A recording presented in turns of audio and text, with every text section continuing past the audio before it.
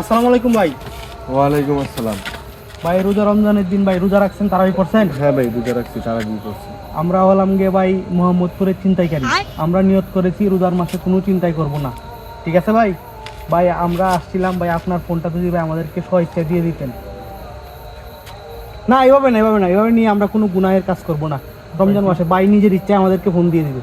ভাই ফোনটা দিয়ে দেন ভাই, পকেটে দিয়ে দেন, হাতে না, পকেটে দিয়ে দেন। হাতে নিলে গুনাহ হবে, পকেটে দিয়ে দেন, দেন। ধন্যবাদ ভাইয়া। ভাইয়া আপনার মানি ব্যাগটা যদি আমাদেরকে দিয়ে দিতেন তাহলে অনেক উপকার হতো। পকেটে দেন ভাই, পকেটে, পকেটে দেন, পকেটে। হ্যাঁ দেন, পকেটে দেন।